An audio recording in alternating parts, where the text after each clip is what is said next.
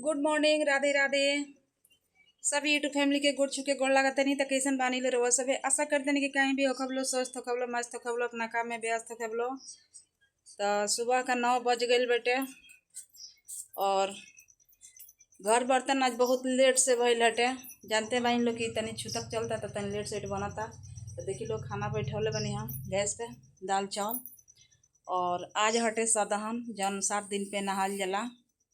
तो आज सदहन हटे तो सब लोग गइल बन लो सदहन नहाए। जब उन्हें से नहा के लौटे हम लोग ओकरी बाद से सासू माँ नहाए ओकरी बाद हम नहाए। हमार सासू माँ ना गई है कहे से कि देखी तो जिन मरल बनी वो हमारी सासू माँ के मतलब जेठान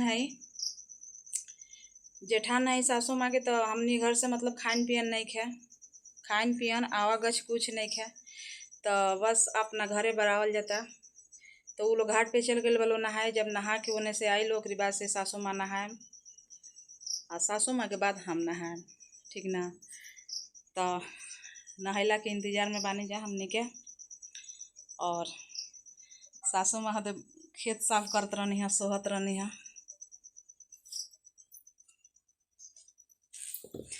तो गइल बनी होने घास उस बीगे खातिर। तेरे वो सबसे हम देखा दे तनी देखी लो बैगन सोहत रहनी है। तब बैग कैमरा करके हम लोग के देखाओ तनी ठीक ना। तो ये सब आमा साफ करत रहनी है जैसे कि वो सब देखबे कैले बनी बैगन बोल बटे हमारे अंगना में। और ये सोहत रहनी है घास सोहत रहनी है। और वो जौन छोटा छोटा लौकता तन एथी भिंडी है रवा सबसे हम देखाओ तनी। ये सब भिंडी हटे पापा जी भिंडी लगौले बनी जितना बाटे उतना ये सब भिंडी हटे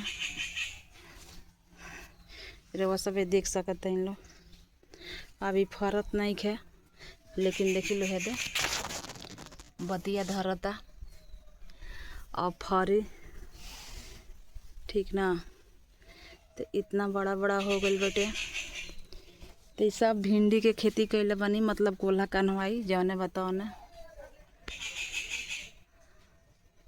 रवा सब देख सकता इन लोग। और वो सब कोहड़ा हटे लौकत था ना हाई सब तक केना हटे केना रवा सब जानते बन लोग घास होला केना। तो ये सब बटे ये अंगना में तुलसी माता है। और ये सब बैगन के पेड़ पौधा हटे। और आमा सोहत रहनी है पता नहीं केने लेके घास गईनी है जैसे कि जितना सोहलत नहीं उतना लेके गईनी है कहीं ठीक ना। तब तक ले रवा सब है लास्ट तक हमारा वीडियो में बना रहे लोग। अगर जो हमार वीडियो अच्छा लगी तो रवा सब चैनल के सब्सक्राइब लाइक शेयर जरूर करे लो। और देख लो सासू माँ हो दे आओ तनी 7 दिन नहले हो गए बेटे हमारी सासू माँ के और हमरो भी 7 दिन हो गए बेटे। तो आज नहाए जा हमनी के तनी आज हमनी के दिमाग कुछ ठंडा हो जाए। अब बहुत माने जितना कपार पर हमनी के बोझ बाना नहले नहीं जा 7 दिन से आना 7 दिन से बाल झरले बनी जा। तो आज नहा लेला के बाद से बाप रे आज तो बुझाई जला हवारे से हमनी के लौट गइल बनी जा। काहे से कि देखी एक टाइम खाना ना खाइल जाई चली लेकिन ना नहाइल जाई तो ना चली ठीक ना। तब रोलो से देखाओ तेन देखी लो सासू माँ दे पत्थर डलले बनी अंगना में। और उ लड़का लोग के साइकिल हटे मकई डलले बनी आ छत पर डाले के ना ले गई है छत पर डाले के ना ले गई है काहे से कि बंदर बालो ढेर। तो बंदर परेशान करके रख दिलो तो के जाई तो यही से अब सासू माँ जा तनी घोठो पे शायद बाहरे झारे के बटे जहाँ गोरू माल बांधाले से तहाँ ठीक ना। तो वो सब लास्ट तक वीडियो में बना रहे लगी। और चैनल के सब्सक्राइब जरूर करे लोगिन और फुल वॉच करे लोगिन काहे से कि वॉच के बहुत ज़्यादा ज़रूरत बाटे। रवा सब फुल वॉच नहीं लो करत फुल वॉच जरूर करे लो रवा सब।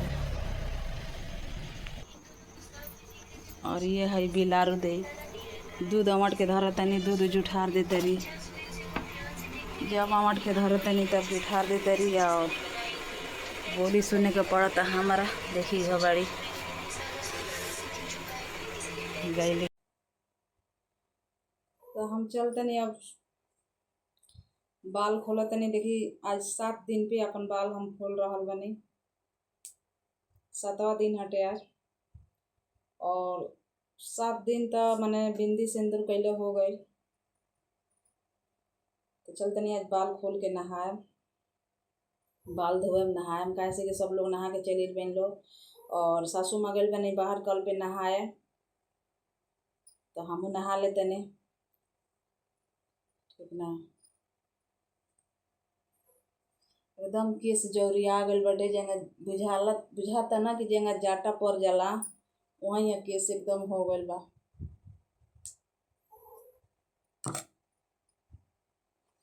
हम तो सोचले रहने हैं कि 9 दिन के नवरात्र व्रत रहे के सोचले रहने हैं कि 9 दिन के हम व्रत रहे लेकिन हम ना रह पाने हैं छुटका पड़ गए हटे। तो हमने के तना मेला मिली आना कुछ मिली ना है याद बुझाई कि हाँ हमने के मने नरक से स्वर्ग में लौटल बने जा। अभी क्या अभी तो माने जे आज तभी 7वां दिन है 16 दिन हमने में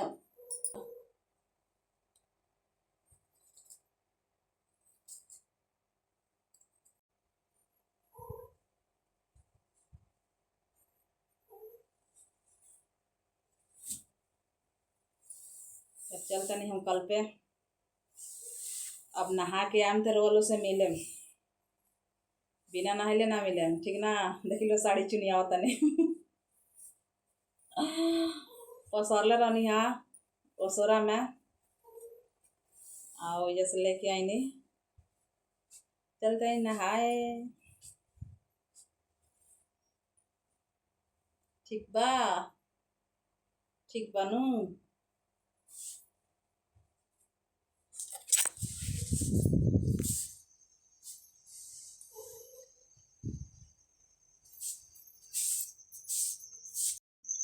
तो हम नहा धोआ के हो गए नहीं रेडी नहा लेने आज बुझाते जा आदमी में बानी जा ठीक ना। तब चलते नहीं खाना खाया सासू माँ तो खाना खा के गई नहीं स्कूल में मीटिंग बाटे तो मीटिंग में गई नहीं है सासू माँ और हम नहात रहनी है तो लई आमा नहा के चलिए नहीं और अपना हाथे खाना निकालो कल के खाओ लेनी है और बाल भी अपना हाथे झाड़ लेनी है सिंदूर भी लगा लेनी है। हम कहनी है कि रुक जाई हम नहा के आओ तनी तो लगा देते नहीं। अब असल बतबा आमा नहा के आनी है तो हम नहाए बैठ गए रहनी है तो अपने हाथे बाल उल झाड़ के और खाना निकाल के खा के गए नहीं स्कूली में। अब हम चलते नहीं खाना खाए खाना बना के तो रख दिले बनी आज बनौले बने आज वो बनौले बने दाल भात चोखा सब्जी केंगा बनावल जा देखूँ के मन के करत सब्जिया ना खाए के मन करता। तो आज तो बनावे के विचार रहा चटनी लेकिन चटनी आज ना बनौनी काल चटनी बनाए ठीक बा।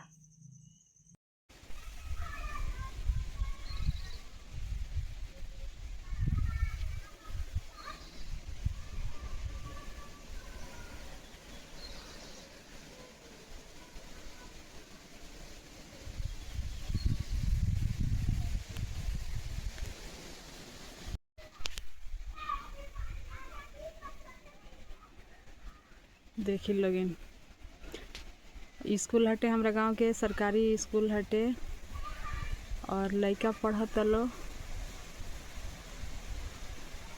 और आई लालो हमार देहिया देखते भाग गई लो काहे से कि हम वीडियो बनाओ तनी तो देखा तलो कि वीडियो बनावता तो आई लालो और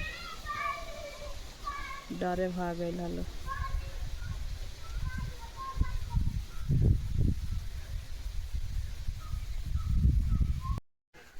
देखी लोगिन हमरा घर के पिछुती कितना सारा जंगल बटे कितना सारा जंगल झाड़ हो गल बा ये घरी। सावन भादो में तो सबसे ज़्यादा जंगल हो जाता देखी लो कितना सारा जंगल बटे